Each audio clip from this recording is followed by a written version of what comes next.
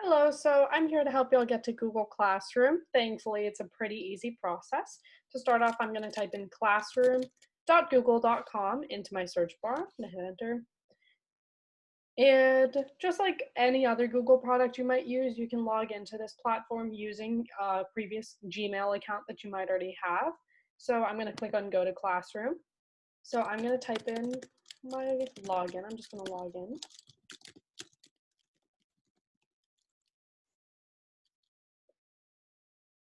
All right, so this is what Google Classroom looks like.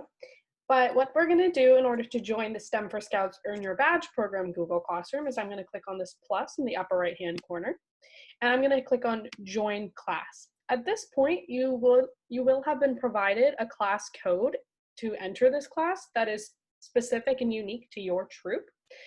And your troop leader should have sent that to you in an email, or you might have received it from us. So I just copied our test Google Classrooms code onto my keyboard. So I'm just hitting Control V to have that pasted in there. Once again, you will have received your own unique code for your troop in order to join the classroom. So at this point, I'm going to click on Join. Give it a second to load. All right. At this point, this is what your classroom will look like. There will be a little bit of like a welcome announcement to help guide you through the platform a little bit, but the main gist of it is these are a couple reference materials that you may or may not want to use. This is the completed version of the project that your students will be completing today, and as well as a glossary that they can click on and access just for a couple terms that they may or may not already be familiar with on Scratch that are used in the tutorial walkthrough that they will be watching. These terms are explained in the tutorial as well, but a little extra reference materials never hurt anybody. So the way you're gonna complete the steps to earn your badge is you're gonna click on classwork, or you can just scroll down. All the assignments are posted. I prefer to click on classwork because these topic filters do exist and it makes it just a little bit more clean and organized. You may or may not have completed registration prior to logging onto Google Classroom. This is more likely the case, but in case you haven't, we do ask that you complete our registration form. This is so that in case your student already does not have an account on Scratch, we here at STEM for Scouts can set them up with that and make your life as a parent a little easier. You will be provided with username and password details for your student if that is the case. If your child already has an account on Scratch that they would like to use, by all means, they can log into that and begin creating the project. But we do also ask that you complete this form because there is a photo release form at the bottom, just a brief statement because we would love to share your students' awesome work, and we ask that there are no financial claims made for the use of your child's photo. We only hope to inspire other young Girl Scouts through your child's work. So once you've completed this, and again, if you already have completed it once before you've logged into Google Classroom, it is not required to repeat this. Then you can move on to getting set up in Scratch. Notice how just follow the steps, step one, step two, step three, and so on. It's very, very easy. Just click here to view the assignment, and you can click on this view this assignment bar so that you can see everything in a much bigger layout and more clean, and you can also see all the attached documents as well. So here, this is to get your child set up on Scratch with their login. Once again, if they already have a login, they can just sign in with that, or they may sign in with the username and password details that we will provide you with.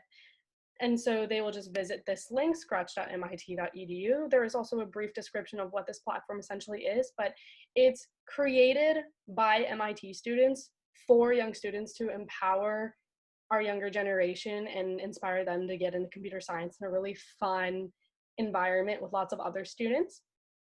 And so they're just going to click right here in the sign in box, enter in their details. When they hit sign in, they can then hit create. The reason we do have them sign in is so that they can save their projects as well as maybe share them with other students. We don't want to ever lose their awesome work.